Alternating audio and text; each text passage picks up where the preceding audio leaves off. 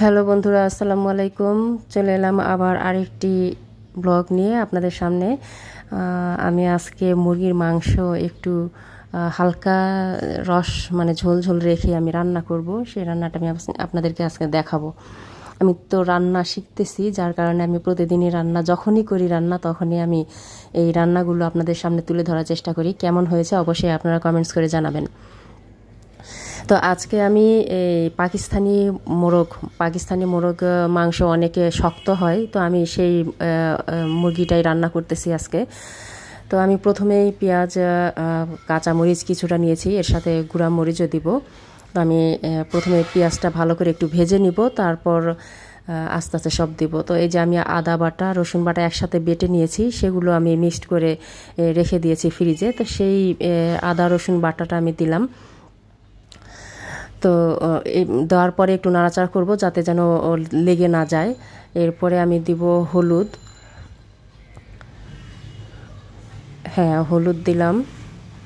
তারপর আবার একটু নাড়াচাড়া করে দেব যাতে মিক্সড হয় আর পুড়ে যেন না যায়, তলে লেগে না যায়। অল্প আছে আস্তে আস্তে মশলাগুলো দেওয়ার জন্য অল্প আঁচ দিয়েছি। তারপর আমি আবার একটু গুঁড়ামরিচ দিলাম, কারণ আমি কাঁচামরিচ অল্প দিয়েছি, কাঁচামরিচ 5-6টা দিয়েছি, আর গুঁড়ামরিচ আমি দিলাম যতটুকু লাগবে গুঁড়ামরিচ দিয়েছি। এরপর দিলাম ধনিয়া গুঁড়া, না এটা হচ্ছে জিরা বাটা দিলাম। ধনে গুঁড়াটা নেই, যার জন্য আমি জিরা বাটাটা দিয়ে নিয়েছি। তো আমি একটু নাড়াচাড়া করে নিয়ে তারপর আবার লবণ দিলাম। এর সাথে লবণ দিয়ে আবার একটু নাড়াচাড়া করব যাতে কোনোভাবেই তলে লেগে না যায়। পুড়ে গেলে কিন্তু একেবারেই গন্ধ করবে, কারণ সবগুলো মশলা একসাথে দিয়ে এগুলো মশলা তৈরি করা হচ্ছে। যখন মশলাতে একদমই তেল তেল বের হয়ে যাবে তখন আমরা মাংস ঢেলে দেব। তো আমি হালকা একটু পানি দিয়ে নিয়েছি কষানোর জন্য, যাতে লেগে না যায়।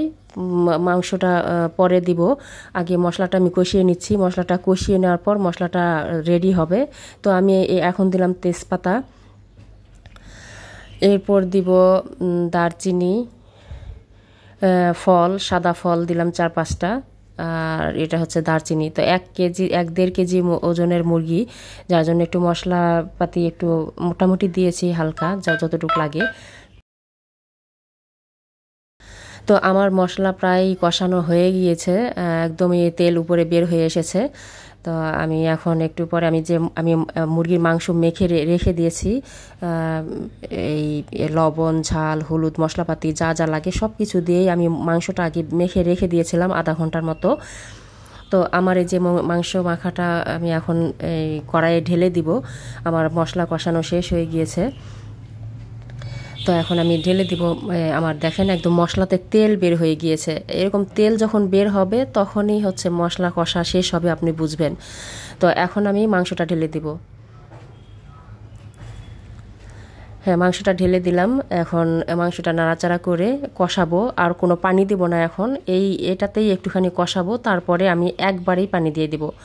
তো এখানে নাড়াচাড়া করতে আমি যেহেতু এক হাতে মোবাইলে ভিডিও করছি আর এক হাতে আমি নাড়ছি, তাই আমার কড়াই সহ নড়ে যাচ্ছে, আমি নাড়তে পারতেছি না। তো আমি একটুখানি করে দেখাচ্ছি, তারপরে আমি ভালো করে নাড়াচাড়া করে রেখে দিব।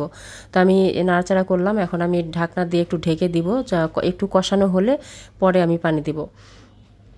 তো আমার মোটামুটি নাড়া শেষ, আমি এখন কষাচ্ছি। আমি এখন ঢাকনা দিয়ে দিলাম, এই যে আবার উঠিয়ে ফেললাম। একটু কষানো হয়ে গেছে মোটামুটি, যে মাংসের যে পানিটা থাকে সেটা দিয়ে মোটামুটি কষানো হয়ে গিয়েছে। তো আমি এখন পানি দেব। তো আমার এখানে হচ্ছে আমি কিছু রসুন রেখেছি, রসুনও দিব। তো আমার এই হালকা কষানোর মধ্যেই আমি রসুনটা দিয়ে দিব। তো আমি কষানো হয়ে গেলে এই যে যে মশলাটা দেখতে পাচ্ছেন নিচে, সেই মশলাটা একেবারে যখন মাংসের গায়ে গায়ে লেগে যাবে তখন আমি পানি দিব। তো আমার আরও একটু হবে। তো আমি এই সময় আমি এখানে যে রসুনগুলো রেখেছি সেগুলো রসুনগুলো আমি দিব। এই রসুনটা দিয়ে আমি আরেকটু কষাবো, আরেকটু কষানোর পর তারপর আমি পানি দিয়ে দিব। তো আমি বেশ কয়েকটা রসুন দিলাম মাংসের মধ্যে। আমার আবার মুরগির মাংসের সাথে রসুন খুবই পছন্দ, আমি মুরগির মাংসের সাথে রসুন খেতে ভালোবাসি, গোটা রসুন। আবার গরুর গোস্তের সাথেও আমি খেতে ভালোবাসি।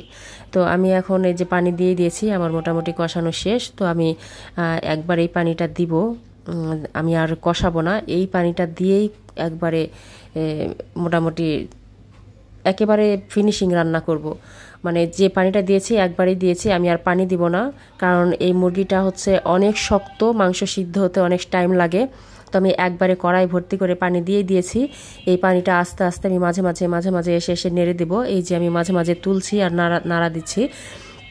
তো মাঝে মাঝে এসে শুধু আমি রান্নাটা দেখে একটু নাড়াচাড়া করে যাব। তারপর আমার রান্না যখন পানি একদম শুকিয়ে একদম নিচে অল্প একেবারে হালকা গায়ে থাকবে, তখন আমি নামিয়ে ফেলবো। তো আমার এরকম কিছুক্ষণ পর এসে আমি নাড়া দিয়েছি। তো আমি আবার একটু ঢেকে দিলাম, তারপর আবার এসে আমি নাড়াচাড়া করব। তো একটু পর এসেই আমার দেখতে হয়েছে যেন তলে লেগে না যায়। তো মোটামুটি আস্তে আস্তে রান্নাটা শেষ হয়ে আসতেছে, মানে পানি শুকিয়ে আসলেই আমি নামিয়ে ফেলবো। তো মোটামুটি আমার এই আজকের মুরগির রান্নাটা এরকমই ফিনিশিংয়ের দিকে চলে আসতেছে আস্তে আস্তে।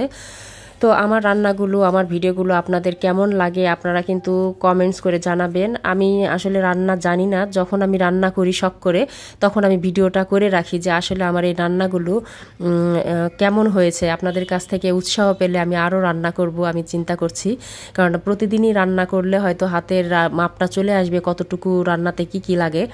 তো বেশিরভাগ সময়ই রান্নাটা আমি আসলে আমার ভাইয়ের বউরা আছে তাদের কাছ থেকেই করে নেই, কিন্তু আমি আসলে একা একা রান্না করতে গেলেই আমার এলোমেলো হয়ে যায়। যাই হোক, আমি আজকে চেষ্টা করেছি একা একাই সম্পূর্ণ রান্না করতে। তো কেমন হয়েছে অবশ্যই আপনারা কমেন্টস করে জানাবেন। তো আমার রান্না মোটামুটি ফিনিশিংয়ের দিকে। এখন এই যে এতটুকু ঝোল রেখেই আমি নামিয়ে ফেলবো। আমি এখন লাস্টে জিরা ভাজাটা দিব। তো আমার এই রান্না কেমন লেগেছে অবশ্যই কমেন্টস করে জানাবেন। আর আমার এনআর টিভি চ্যানেলটাকে অবশ্যই সাবস্ক্রাইব করে দিবেন, কমেন্টস করবেন, লাইক দিবেন, আর অবশ্যই বেল আইকনে চাপ দিয়ে রাখবেন যেন আমার এরকম ভিডিও আপনাদের সামনে নোটিফিকেশনগুলো চলে যায়।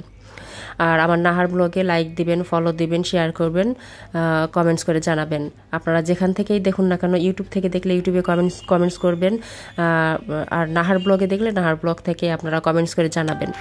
তো ভালো থাকুন সবাই। আমার রান্নাগুলো দেখতে অবশ্যই আমার চ্যানেলের সাথে থাকবেন। আর বিভিন্ন রকমের ভিডিও আমি ছাড়ি, আর সেই ভিডিওগুলো দেখতে আমার চ্যানেলের সাথে থাকুন, আমার পাশে থাকুন। আপনারা সবাই ভালো থাকবেন। আল্লাহ হাফেজ।